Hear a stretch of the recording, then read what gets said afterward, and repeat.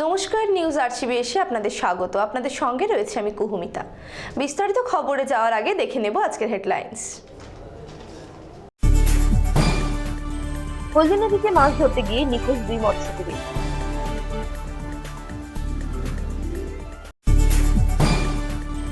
ময়নায় মারুতির সঙ্গে সাইকেলের মুখোমুখি সংঘর্ষ, আহত 1।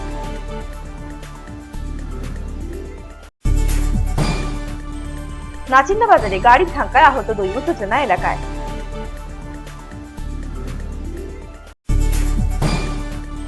মন্দারমণিতে স্নান করতে নেমে নিখোঁজ 3 পর্যটক, তল্লাশি চালাচ্ছে পুলিশ।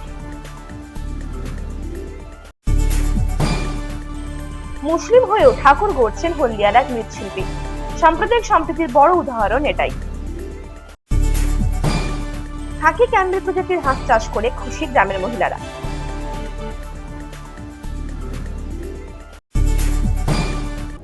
আসছে বিস্তারিত খবরে। নৌকো নিয়ে হলদি নদীতে মাছ ধরতে গিয়ে নৌকো উল্টে জলে পড়ে যান 4 মৎস্যজীবী। এদের মধ্যে এখনো খোঁজ পাওয়া যায়নি দুজনের। তাদের খোঁজে তল্লাশি চালাচ্ছে হলদিয়া উপকূলরক্ষী বাহিনী। হলদিয়ার বালুঘাটায় হলদি নদীতে 4 মৎস্যজীবী নৌকো করে মাছ ধরতে গিয়ে নৌকো উল্টে জলে পড়ে যায়। তাদের মধ্যে 2 জন সাঁতরে পারে উঠলেও এখনো 2 জন নিখোঁজ।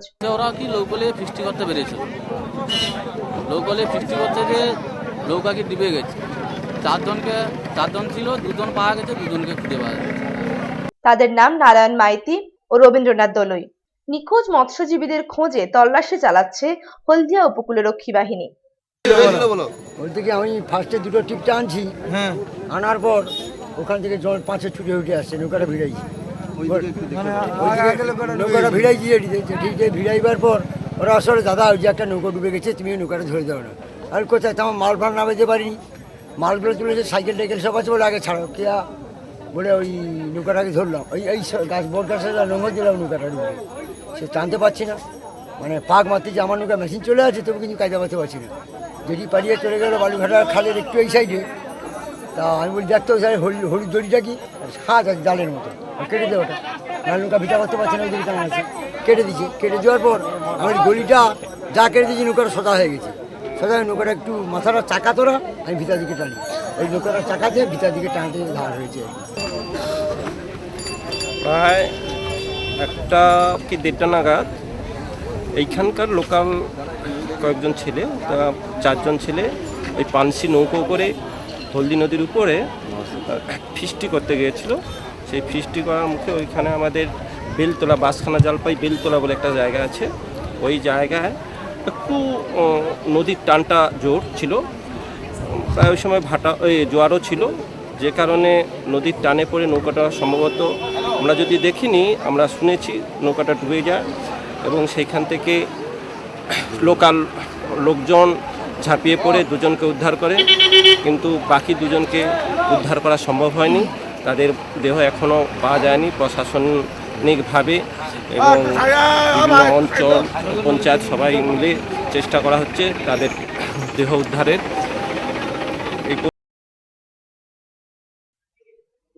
Ranjan Maiti report, news RCBS.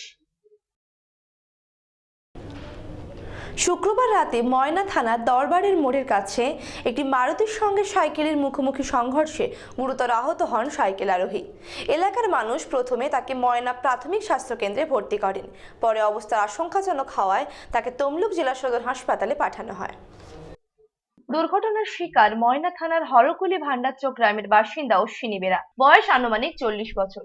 শুক্রবার রাত্রি 10টা নাগাদ ময়না থানার দরবারের মোড়ের কাছে তেল পাম্পের বিপরীতে সাইকেল আরোহী অশ্বিনী বেরার সঙ্গে বিপরীত দিক থেকে আসা মারুতির সংঘর্ষে রক্তাক্ত অবস্থায় রাস্তায় পড়ে যায় সাইকেল আরোহী। এলাকার মানুষ প্রথমে তাকে ময়না প্রাথমিক স্বাস্থ্য কেন্দ্রে নিয়ে যায়, পরে অবস্থা আশঙ্কাজনক হওয়ায় তাকে তমলুক জেলা হাসপাতালে পাঠানো হয়। ঘটনা বলতে হরি অ্যাক্সিডেন্টটা দেখে চিৎকার করছে, তারপরে আমি এলাম, এসে সাইকেল থেকে নেমে রুগী তুলাতুলি করছি, তার গাড়িটা জলে পড়ে আছে, আর সাইকেল উত্তর পাশে, রোডের উত্তর পাশ পড়ে আছে। সে সাইকেলে এসেছিল। কোথা থেকে এসেছিল? এই দরামোড় থেকে একজনকে নামিয়ে দিয়ে এসেছিল। তারপরে এইখানে অ্যাক্সিডেন্ট, ওই কার সাথে অ্যাক্সিডেন্ট? মারুতি গাড়ির সঙ্গে। মারুতি গাড়ি জলে পড়ে আছে, সাইকেলটা উত্তর পাশে, রোডের উত্তর পাশে পড়ে আছে। মোটামুটি এখন তমলুক পাঠানো হচ্ছে, পিক আপ ভ্যানে করে ময়না, তারপর ময়না থেকে পিক আপ ভ্যানে করে এসে গেছে। যাকে অ্যাক্সিডেন্ট করেছে তার নাম? অশ্বিনী বেরা। অন্যদিকে মারুতিটি জলে পড়ে যায়, তবে মারুতির চালক পলাতক। কিছুক্ষণ পরে ময়না থানার পুলিশ ঘটনাস্থলে গিয়ে জল থেকে মারুতিটি তোলে এবং ময়না থানায় নিয়ে আসে। জানা যায় সাইকেল আরোহী অশ্বিনী বেরা লোডিং আনলোডিং এর কাজ করতেন, তবে অল্পের জন্য অশ্বিনী বেরার প্রাণ বাঁচলেও প্রতিবন্ধী হয়ে যাওয়ার সম্ভাবনা রয়েছে বেশি। রুগীকে নিয়ে গেলো ওই গাড়িতে করে, আর মারুতি ভ্যানটা জলে পড়ে লাইট জ্বলছে, আর সবাই চিৎকার চেঁচামেচি করে স্পটে এলাম, তারপর পুলিশের গাড়ি টাড়ি এসে গেল, এই আর কি যা হয় আর কি। পেশেন্টের এখন কিরকম অবস্থা? পেশেন্টের অবস্থা খুব খারাপ ভাই, একবারে সিরিয়াস অবস্থা পেশেন্টের। কেন? আমার ধারণা যে মানে একজন আর একজনকে মানে ওভারটেক ঠিক নয়, মুখামুখি হয়ে গেছে একবারে। অ্যাক্সিডেন্টটা পুরো মুখামুখি অ্যাক্সিডেন্ট হয়ে গেছে। যে সাইকেলটা দুমড়ে পড়ে আছে আর পেশেন্টটা সাইডে পড়ে আছে, ও গিয়ে একবারে খালে পড়ে গেছে। অসিত বেরা ও Yadav Bera report, news RCBS. Purba Medinipur জেলার নাচিন্দা বাজারে গাড়ির ধাক্কায় আহত হয়েছেন দুজন। ঘটনায় উত্তেজনা ছড়িয়েছে এলাকায়। ঘটনাস্থলে আসেন মারিস্তা থানার পুলিশ। পূর্ব মেদিনীপুর জেলার মারিস্তা থানার নাচিন্দা বাজারে দীঘাগামী একটি গাড়ি নিয়ন্ত্রণ হারিয়ে ধাক্কা মারে ফুটপাতে দাঁড়িয়ে থাকা পথচারীদের। ঘটনায় গাড়ির চালক সহ আহত হয়েছেন দুজন। গাড়িতে কলকাতার 4 পর্যটক ছিল। ঘটনায় উত্তেজনা ছড়িয়েছে এলাকায়। ঘটনাস্থলে আসে মারিস্তা থানার পুলিশ। রাস্তা থেকে বেরোতে হয়, ওইটা দেখতে গিয়ে অন্যমনস্ক হয়েছে। অন্যমনস্ক কি করে খুঁজে পায়নি, বাইরে গাড়ি টেনে নিয়ে গেছে, গিয়ে আচমকা ধাক্কা মেরেছে। যারা ফুটপাতে ছিল তারা রাস্তার উপরে কেউ ছিল না। কতজন আহত হয়েছে? 2 জন আহত হয়েছে, একজন বেশি হয়েছে, একজন কম হয়েছে। জাহাঙ্গীর বাদশাহ রিপোর্ট, নিউজ আরসিবিএস। শনিবার দুপুরে মন্দারমণিতে স্নান করতে নেমে তলিয়ে গেল 3 পর্যটক। তাদের খোঁজে তল্লাশি শুরু করেছে মন্দারমণি থানার পুলিশ। দুর্ঘটনায় পুলিশের নিরাপত্তার ব্যবস্থা নিয়ে উঠেছে প্রশ্ন। মন্দারমণিতে স্নান করতে গিয়ে তলিয়ে গেল 3 পর্যটক। শনিবার দুপুরে মন্দারমণি সমুদ্রে স্নান করতে নামে 3 পর্যটক সহ 15 জনের একটি দল। একজনের দেহ উদ্ধার হলেও এখনো 2 জন নিখোঁজ রয়েছে। জানা গেছে এরা কলকাতার পার্ক স্ট্রিট সহ বিভিন্ন এলাকার বাসিন্দা। পুলিশ সূত্রে জানা গেছে প্রত্যেকেই মদ্যপ অবস্থায় ছিল। বারবার বাধা দেওয়া সত্ত্বেও তারা জলে নামে, তারপরে দুর্ঘটনাটি ঘটে।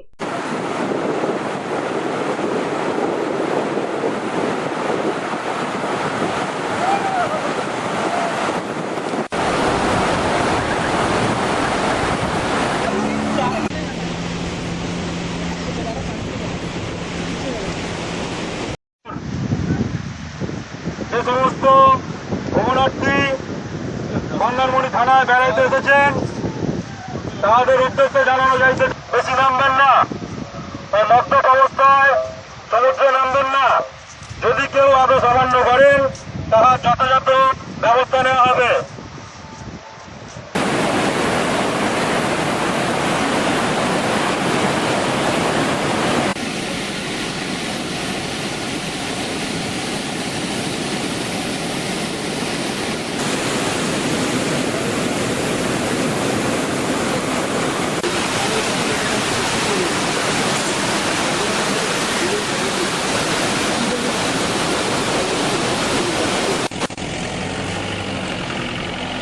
সঙ্গে সঙ্গে নামানো হয় নলিয়া।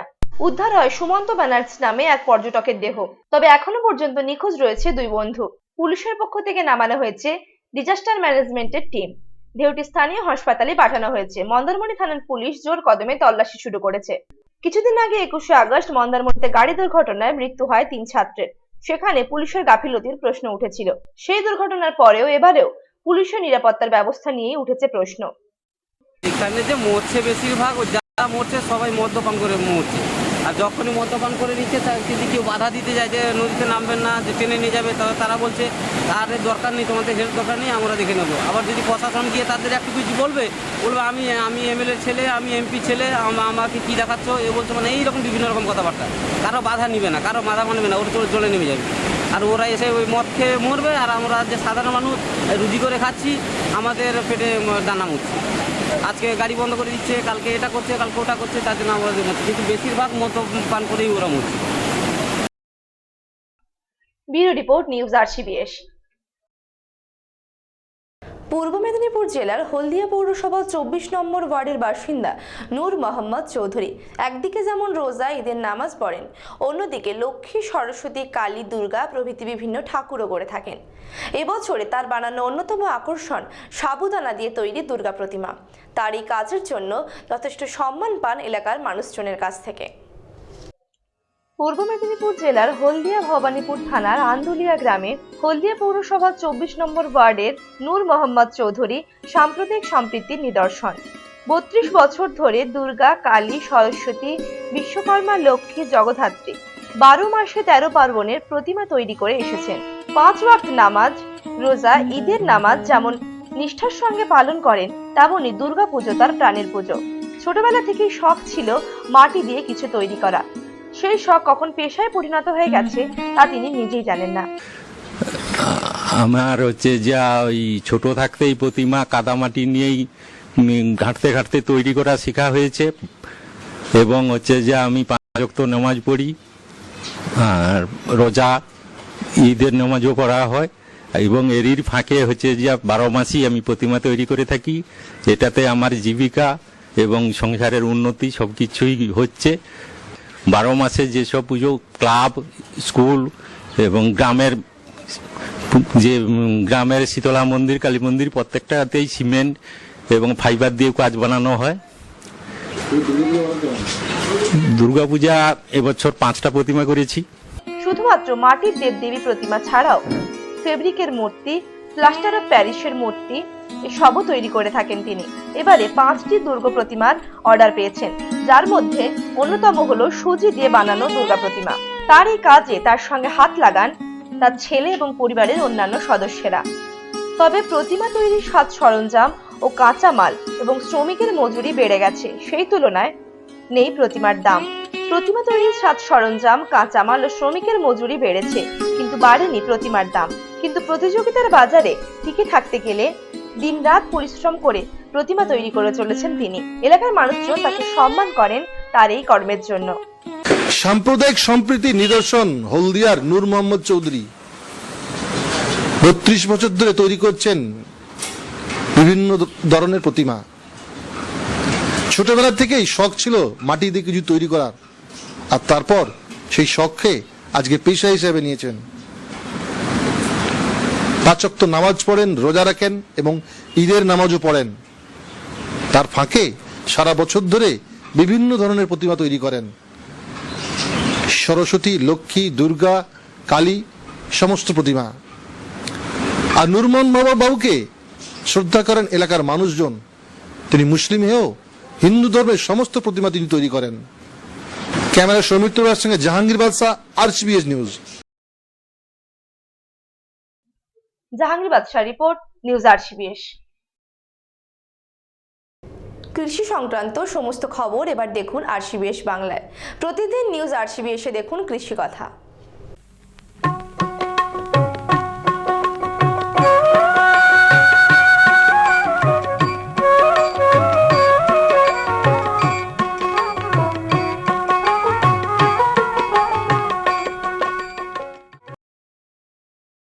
বিভিন্ন উপায়ে সাধারণ মানুষকে আর্থিক স্বনির্ভরতার পথ দেখাচ্ছেন আত্মা প্রকল্প। গ্রামের কিছু মহিলাকে খাকি ক্র্যাম্বেল প্রজাতির হাঁস বাচ্চা দিয়ে হাঁস ডিমের চাষ করা হচ্ছে। এই চাষ করতে রীতিমতো খুশি গ্রামের মহিলারা। হলদিয়া ব্লকে বারসুন্দরা গ্রাম এলাকায় খাকি ক্যাম্বেল সরকার আত্মার উদ্যোগে গ্রামের কিছু মহিলাকে 40টি হাঁস বাচ্চা দেওয়া হয়। বিভিন্ন উপায়ে সাধারণ মানুষকে আর্থিক স্বনির্ভরতার জন্যই বিভিন্ন প্রকল্প নিয়েছে এই আত্মা প্রকল্প। মূলত ডিমের জন্যই এই খাকি ক্যাম্বেল চাষ করা হয়ে থাকে। হলদিয়া ব্লক আত্মার তরফ থেকে আমরা ওনাকে এই খাকি ক্যাম্বেল হাঁসটা দিয়েছি এবং এনার মতো আরও কিছু লোক এই প্রকল্পটির সাহায্যে হাঁসের বাচ্চা পেয়েছে।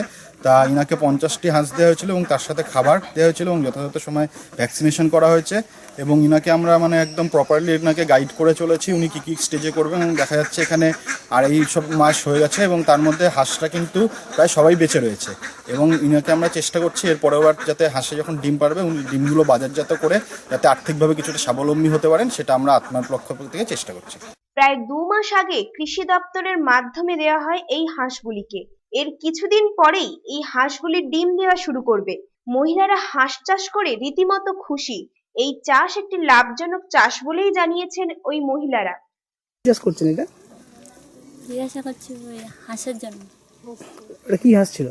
খাকি হাঁস। আচ্ছা, এই হাঁসটা কার মাধ্যমে পেয়েছেন আপনি? আমার স্বামীর মাধ্যমে। মানে কোন স্কিমের মাধ্যমে? এই আদমার আদমা স্কিমে পেয়েছেন। কতগুলো হাঁস পেয়েছেন আপনি? আমি 50টা পেয়েছি। আচ্ছা, সরকারের ওই যে উদ্যোগে যে পেয়েছেন, কি মানে হাঁস ছাড়া আর কি কি জিনিস পেয়েছেন? আর কিছু পাইনি, ওই হাঁস ছাড়া।